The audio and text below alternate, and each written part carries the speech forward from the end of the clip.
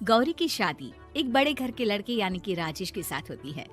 राजेश की 4 बहनें हैं और सभी अपने भाई पर जान छिड़कती है। अरे पापा, ये राजेश के लिए कैसी छोटी सी हिट की लड़की ब्याह लाए आप? हम लोगों का भाई तो राजकुमार है, उसके लिए तो कोई राजकुमारी होनी चाहिए थी। गौरी को ननद की बात बुरी लगती है और वो रोने लगती है। अरे क्यों गला फाड़ रही है? क्या गलत बोल दिया मेरी बेटी ने? इकलौता बेटा है हमारा, समझी? वो तो तेरे ससुर हाँ कराए थे, वरना मैं तो ना करवाती तेरी शादी अपने हीरे जैसे बेटे से। ननदे सास को भरती और सास गौरी से लड़ती। ये क्या है? तुम्हारी बहनें और माँ आए दिन मुझे खरी खोटी सुनाती रहती है। क्यों नहीं बोलते उन लोगों को कुछ? अरे क्या बोलूं?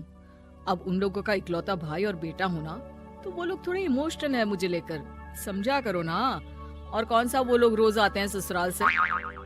माना एक साथ नहीं आती, लेकिन रोज कोई ना कोई तो खड़ा ही रहता है ना। खैर, जैसे तैसे कुछ साल गुजरते हैं। गौरी एक प्यारे से बेटी की माँ बनती है। सुनिए, हर बात पर ससुर जी से पैसा मांगना ठीक नहीं लगता। आप कोई काम क्यों नहीं करते हैं? काम तो मैंने कभी किया ही नहीं गौरी। पापा के पास इतना पैसा है कि मुझे जरूरत ही नहीं पड़ी। लेकिन कहते हैं ना, हर दिन एक सा नहीं होता। गौरी के ससुर की मृत्यु हो जाती है और घर में गरीबी छा जाती है। गौरी ननद को फोन करती है। दीदी, अब जीजा जी को बोलकर इन्हें कहीं नौकरी दिलवा दो ना। घर चलाना मुश्किल हो रहा है। माँ जी की भी तबीयत खराब रहती है। दवाई का खर्चा और मुन्ने की पढ़ाई का खर्चा काफी है। कुछ मदद मिल जाएगी दीदी। देखो गौरी, तुम तो जानती हो मेरे खुद के 3 बच्चे हैं, तो ये मत सोचना कि बात घुमा कर बोलोगी तो मैं कुछ मदद कर दूंगी। अब पति तुम्हारा है, सास तुम्हारी है, तो करना तो तुमको ही है ना। हम भी तो निभा रहे हैं। खैर, बोल दूंगी इनको। गौरी समझ जाती है। वो दूसरी ननद को फोन करती है, लेकिन वहाँ से भी उसे कुछ ऐसा ही जवाब मिलता है। अरे भाभी, हमारा भाई कैसे काम करेगा? वो तो राजकुमार है। बस आप जरा माँ का ख्याल रखो, उन्हें कोई तकलीफ मत होने देना। बाकी करते हैं बात आराम से। गौरी के सामने संकट आ जाता है कि वो कैसे अपना परिवार चलाए। ना पति काम करना चाहता है और ना ननदे मदद। फिर एक रोज गौरी की सहेली कहती है, गौरी, मैं ना एक फैक्ट्री में काम करती हूँ, तुम्हारी परेशानी समझ सकती हूँ। क्यों नहीं तुम भी मेरे साथ वहाँ काम करती? अरे लेकिन मुन्ना तो छोटा है ना। तो क्या हुआ? तेरी सास और पति तो घर पर ही हैं, वो लोग संभाल लेंगे। तू चल मेरे साथ। गौरी ने अब काम करना शुरू कर दिया था, लेकिन उसका सपना अपने बेटे को अच्छी शिक्षा देने का था। गौरी अपने भाई से कहती है, भाई, आपके बच्चे जिस स्कूल में पढ़ते हैं उसमें मेरे गौरव का भी एडमिशन हो सकता है क्या? अरे कैसे बात कर रही है गौरी? जितना तू कमाती है उतने में तो तेरा घर भी नहीं चलता। तू कहाँ इतने महंगे स्कूल का सपना देख रही है? लेकिन गौरी भी ठान लेती है कि वो किसी न किसी तरह अपने बच्चे को अच्छे स्कूल में पढ़ाएगी। माँ जी, ये मेरे गहने हैं, मैं बेच रही हूँ। गौरव का कल एडमिशन है। अरे वो तो ठीक है गौरी, लेकिन आगे की फीस कैसे मैनेज करेगी? और ज्यादा मेहनत कर लूंगी माँ। गौरव कुछ बन गया तो हम लोगों के सारे दुख दर्द दूर कर देगा। गौरी, हम लोगों ने तुझे गलत समझा, लेकिन तू ही थी जो ये घर लेकर चल रही है, वरना कब की अलग हो जाती। गौरी सास की ओर मुस्कुराकर देखती है। आप भी तो मेरा साथ दे रही है ना। अरे कभी खाने में अंडा या मुर्गा भी खिला दिया करो। क्या रोज रोज पत्ता खिलाती रहती हो? अरे शर्म तो आती नहीं? सारा दिन बहू काम करके पैसे लाती है, खुद तो कुछ करता नहीं, ऊपर से मुर्गा खाना है इसको। गौरी अपना घर चलाने के लिए तो पर्याप्त पैसे कमा लेती है, लेकिन बेटे के महंगे स्कूल, कोचिंग और उसकी डिमांड पूरी करने के लिए उसे लोगों से पैसे उधार लेने पड़ते। माँ, मुझे जूडो कराटे की ड्रेस चाहिए, मैं घर के कपड़ों में क्लास नहीं अटेंड करूँगा। और क्या, बिल्कुल, घर की भी कोई ड्रेस होती है क्या? मैं कल ही ला दूंगी। बच्चा, तू बस मन लगाकर पढ़ाई किया कर। उसके जाने के बाद कहाँ से लाएगी पैसे ड्रेस के?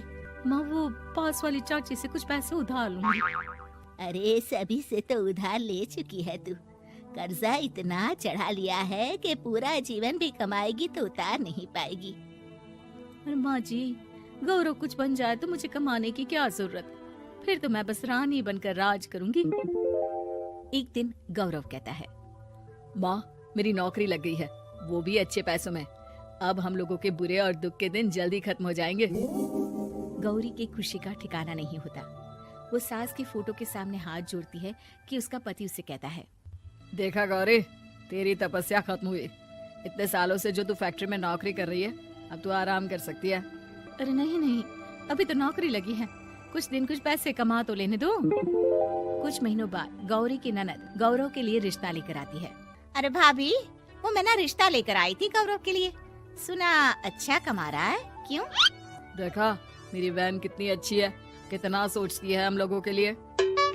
गौरी कुछ नहीं कहती, लेकिन उसका मन नहीं होता है कि वो बेटी की शादी इतनी जल्दी कर दे। हाँ वो तो ठीक है, लेकिन अभी कुछ कर्जा है जिसे उतारना है। तो क्या हो गया, शादी के बाद भी उतार लेगा, कम से कम एक लड़की आ जाएगी तो आराम रहेगा। गौरी लोगों के प्रेशर में आकर बेटे की शादी कर देती है और शादी के बाद एक दिन जब अपनी फैक्ट्री में जाती है।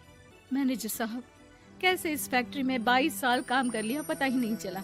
अब तो बेटा सेटल हो चुका है, नौकरी की जरूरत नहीं है, लेकिन आप सभी का शुक्रिया।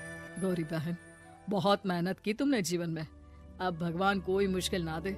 गौरी घर आती है, लेकिन दरवाजे के बाहर से ही उसे बहू और बेटे की आवाज सुनाई देती है। क्या है, तुम्हारी माँ ने तो सोचा भी नहीं कि जो कर्जा वो ले रही है खुद की अय्याशी के लिए, वो हम लोग क्यों भरे? उनका कर्जा है, वो देखे। हाँ लेकिन क्या करूँ, माँ को छोड़कर रह भी तो नहीं सकता ना। अरे रह नहीं सकते तो क्या करोगे? पूरी जिंदगी उनका कर्जा चुकाते रहोगे? कल को हमारी भी फैमिली बढ़ेगी, कैसे मैनेज करेंगे? मैं नहीं जानती, साफ साफ बोल दो पैसे नहीं है फालतू के। जिसका कर्जा है वही निपटाए। गौरी बेटे बहू की बात सुनकर स्तब्ध रह जाती है और अंदर न आकर वहाँ से सीधे फैक्ट्री जाती है। मैनेजर साहब, मैं सोच रही थी कि इतनी जल्दी नौकरी नहीं छोड़नी चाहिए, जब तक हिम्मत है तो कर लेते हैं। वो मेरा इस्तीफा ना वापस कर दीजिए। ये बोलकर गौरी की आंख लाल हो जाती है। मैनेजर समझ जाता है कि गौरी की उम्मीद टूट चुकी है। वो उसके हाथ में इस्तीफा रखकर कहता है, कर्जा माँ का है तो माँ ही चुकाएगी। माँ का कर्जा आज तक क्या कोई चुका पाया है?